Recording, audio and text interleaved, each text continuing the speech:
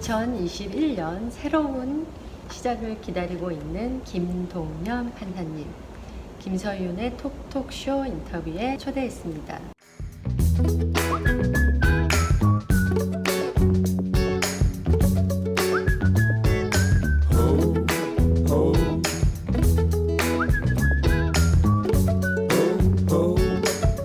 어떤 사람일까요? 지금은 사법연수원에서 신임 법관 연수를 받고 있는 판사입니다. 판사가 되기 전에는 서울특별시 장애인 권익보호기관에서 일을 했고요. 그 전에는 서울고등법원재판연구원으로 있었습니다. 제가 관심 있는 거는 법적인 분쟁을 제가 법원에 가서 어떻게 하면 잘 해결할 수 있을지 지금 연수를 받으면서 많은 고민을 하고 있습니다. 과학도이셨고 법과 경제를 공부하셔서 과학기술 정책, IT 관련 분야의 변호사를 꿈꾸셨잖아요. 로스쿨 과정에서 인생의 어떤 변화를 맞이하시게 되잖아요. 그 스토리를 나눌 수 있을까요? 제가 로스쿨에 가게 된 건 공군 장교로 복무를 하다가 이제 제가 그 전부터 과학기술 정책에 관심이 있어서 법 공부를 해야 되겠다는 생각을 하고 로스쿨에 진학을 하게 됐습니다. 2012년에 로스쿨 2학년 때였는데 제가 이제 의료사고를 당해서 시각장애인이 됐고 그 이후에 제 진로가 조금 바뀌었습니다. 최영 판사님께서 판사로 임관을 하셔가지고 법원에서 업무를 잘 보고 계셔서 판사가 되면은 나도 이 분야에서는 핸디캡을 많이 느끼지 않고 무엇인가 할 수 있지 않을까 그런 생각을 했고요. 공익인권법 학교 프로그램을 들었는데 거기서 강사로 나오신 변호사님께서 인권 감수성이 풍부한 사람들이 법원에 가서 좋은 판결을 해주면 좋겠다 이런 얘기를 하셨어요. 법원에서 잘 판단해줘서 세상을 바꾸는 데 좀 기여할 수 있지 않을까 그런 생각을 했습니다.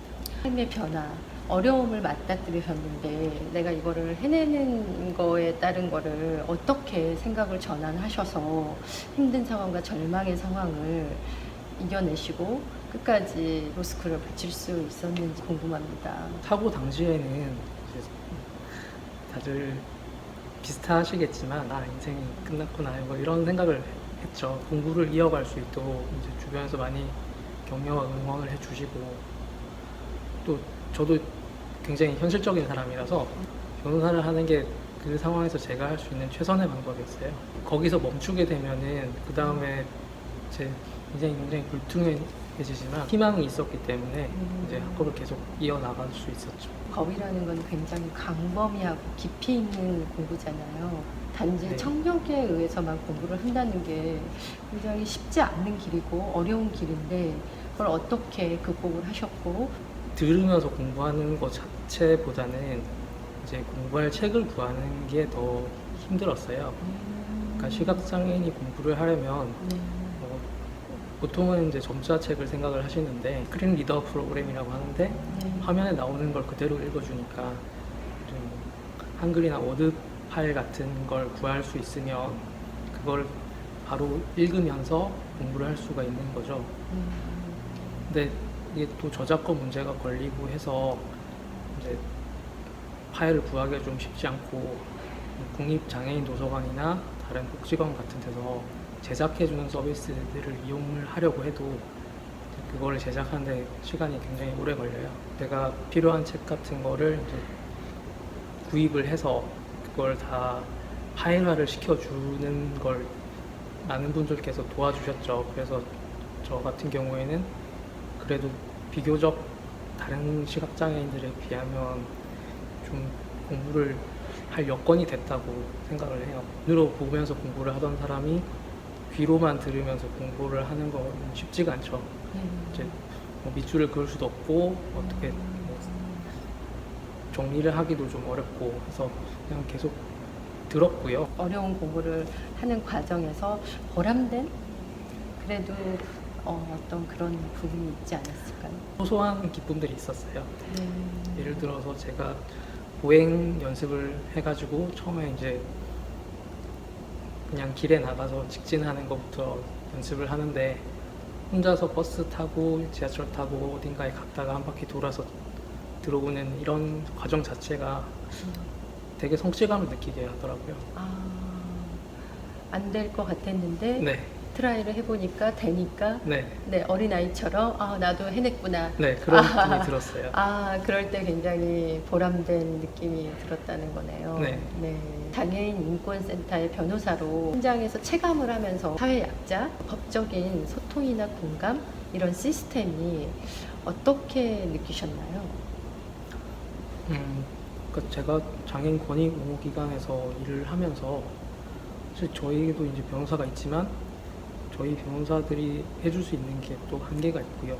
사회적 약자분들이 찾아가서 도움을 받을 만한 곳들이 그렇게 많지는 않거든요. 저희가 학대 피해 장애인분들 지원을 했는데 이분들을 이제 위험 상황에서 구조를 한다고 해도 가실 곳이 없는 거예요.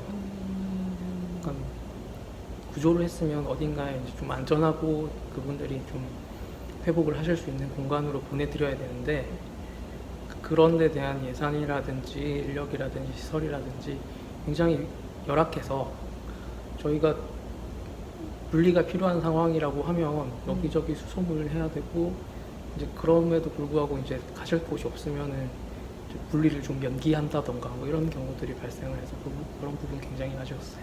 같은 기관에서 충분한 편의 지원을 통해서 그분들도 다른 사람들이랑 동일하게 서비스를 이용할 수 있도록 지원이 돼야 된다고 생각을 해요.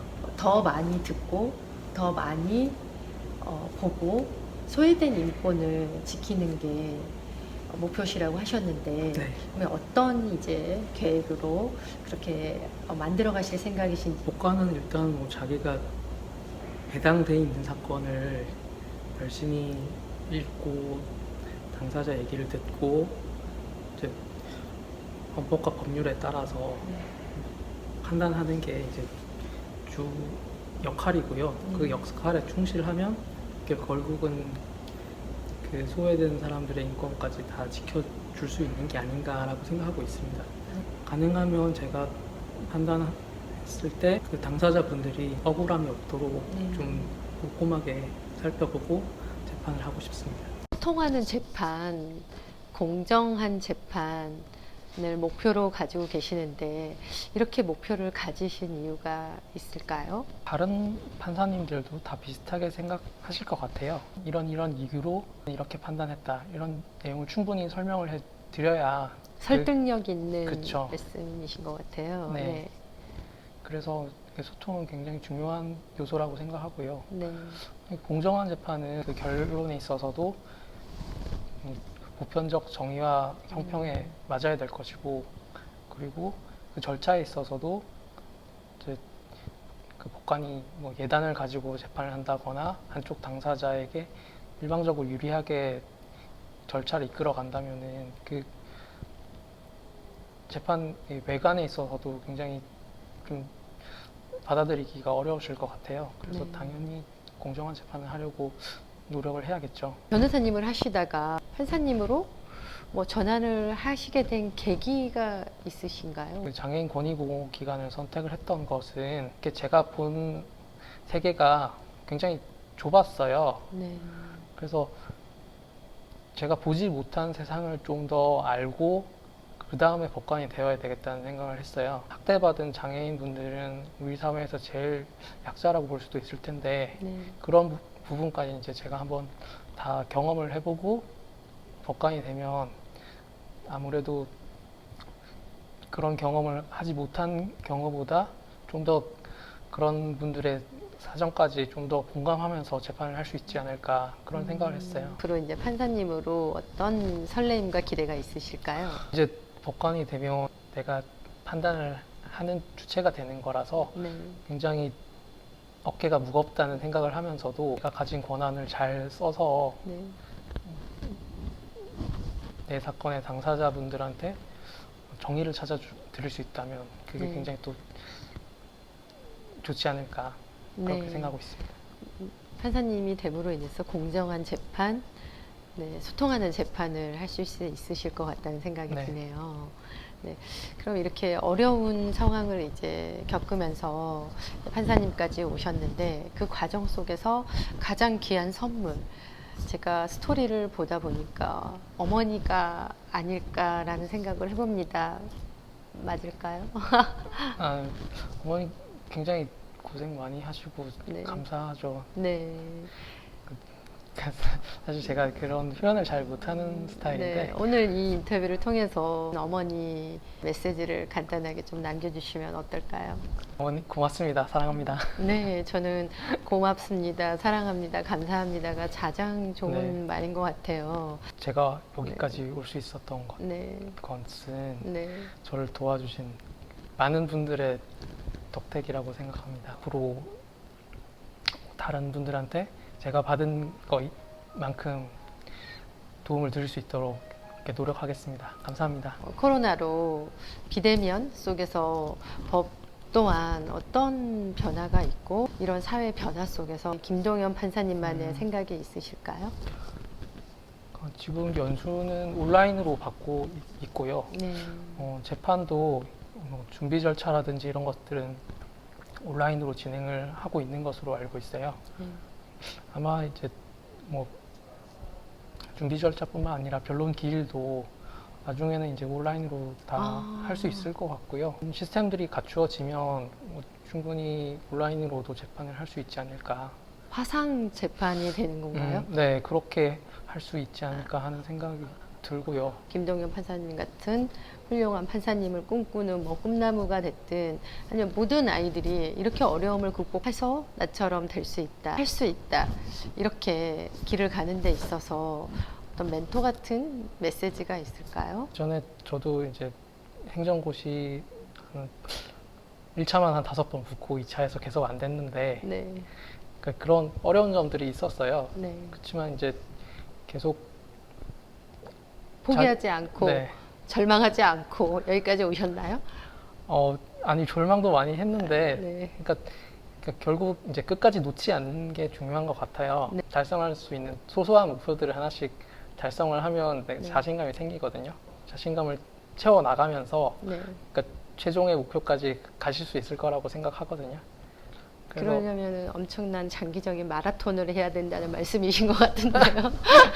이미 이제 판사는 네. 네. 네, 법조 경력 네. 지금 준비하시면 10년 돼야 되는 굉장히 장기전이기 때문에 하고 싶을 때, 놓고 싶을 때 어떤 응원의 메시지를 던져줄 수 있을까요? 또 어떻게 보면 지금 39의 판사가 되었는데 네. 빠른 건 아니죠.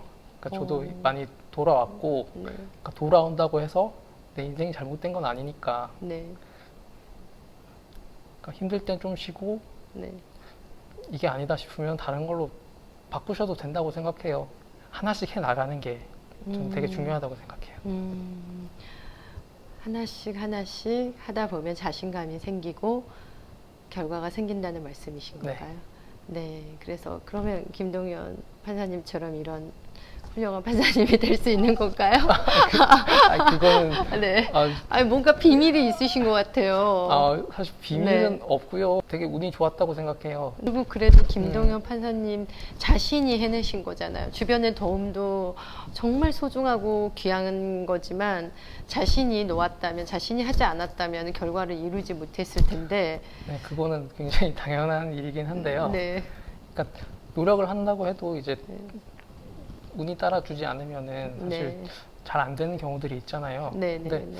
저는 어쨌든 내가 기회가 왔을 때 잡으려면 네. 내가 준비가 돼 있어야 된다고 생각을 합니다. 앞으로 어떤 꿈을 가지고 계신가요? 판사로 열심히 일하다가 정년 퇴직하는 게 꿈입니다. 한 20, 30년 후에 네. 이제 정년일 때 그 20, 30년을 어떻게 보내실 생각이신가요? 그것도 하나의 계획이시고 꿈이시니까요. 맡은 사건에 대해서 네. 기록 열심히 보고 네. 검토 잘 해서 네. 재판을 잘 하는 게 목표고요. 네. 그러니까 그걸 통해서 이제 다른 분들의 권리가 좀 더 보장이 됐으면 굉장히 뿌듯할 것 같고요. 뭔가 이루고 싶은 꿈? 뭐 이런 거 해보고 싶다. 이런 거 꼭 법에 관련된 아, 게 아니더라도 좋습니다. 사실 제가 네. 그 운동을 하는 게 있어요. 네, 어떤 운동을 하시나요? 쇼다운이라고 네. 그 시각장애인 스포츠인데 네. 어쩌다 보니까 국가대표라서 아, 국가대표도 하시고 계세요? 오, 대단한 실력자시네요. 저희 전국체전 금메달이 목표입니다. 소외된 사람들, 사회적 약자 많이 보고 듣고 그분들의 인권을 보호해드리는 게 꿈이시라고 하셨는데 네. 법관으로서 활동에 많은 기대와 응원을 드리겠습니다. 네, 네, 감사합니다. 오늘 인터뷰에 응해주셔서 진심으로 감사드립니다. 감사합니다. 네, 감사합니다. 네네.